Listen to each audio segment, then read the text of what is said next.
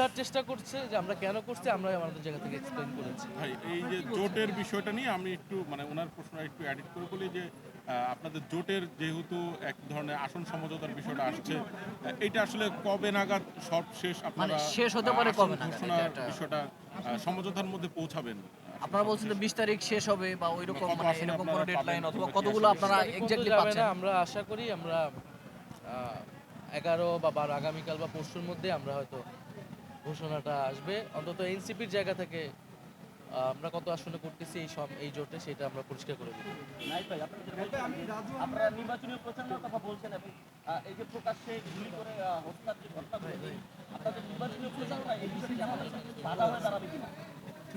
না, সেটা তো একটা আশঙ্কা, একটা নিরাপত্তাহীনতা তৈরি করেছে পরিস্থিতি। সরকার কিছু উদ্যোগ নিয়েছে, নিরাপত্তা প্রহরী ব্যবস্থা করেছে, কিন্তু এটা তো একটা আশঙ্কা থাকতেছে। বিশেষত শরীফ ওসমান হাদির হত্যাকারীদের এখনো যখনও এই বিচারটা হলো না বা যারা হত্যাকারী তাদেরকে গ্রেফতার করা গেল না, ট্রেস করা গেল না, ফলে এটার কারণে কিন্তু এই নিরাপত্তাহীন পরিস্থিতি আছে মাঠে। কিন্তু আমরা এর মধ্য দিয়েই মাঠে কাজ করে যাব। আমরা মাঠে যাচ্ছি, মানুষের সাথে কথা বলতেছি এবং 21 তারিখের পর আনুষ্ঠানিক প্রচারণা শুরু হলে আমরা কথা বলবো।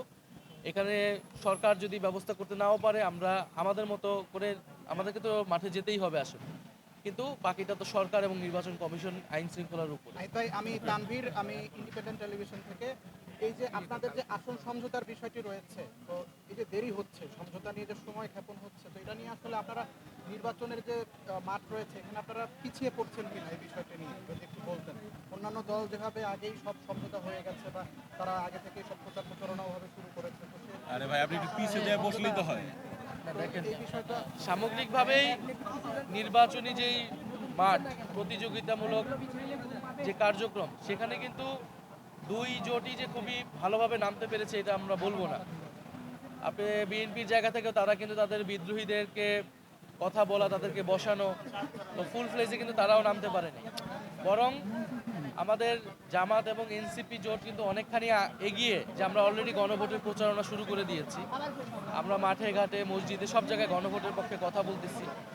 আসন সমঝোতার জিনিসটা কিন্তু আলোচনা চলমান, বাইরে হয়তো ঘোষণার আশাটা বাকি, কিন্তু আমরা কিন্তু আমাদের অভ্যন্তরীণ যে কাজ সেটা আমরা করতেছি। নির্বাচনের জন্য সব ধরনের প্রস্তুতি আমরা রাখতেছি।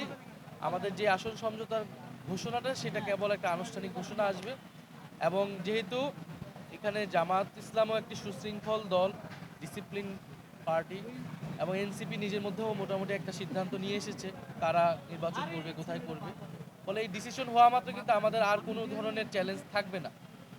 যেটা আমাদের অন্য জোটের ক্ষেত্রে কিন্তু এই চ্যালেঞ্জটা তারা এখনো আছে, তাদের জোট সঙ্গীদের তারা ক্লিয়ার করতে পারে না আসন, নিজের দলের ভিতরে বিশৃঙ্খলা। ফলে আমরা মনে করতেছি যে একটু দেরি হলেও আমাদের নির্বাচনী যেই আয়োজন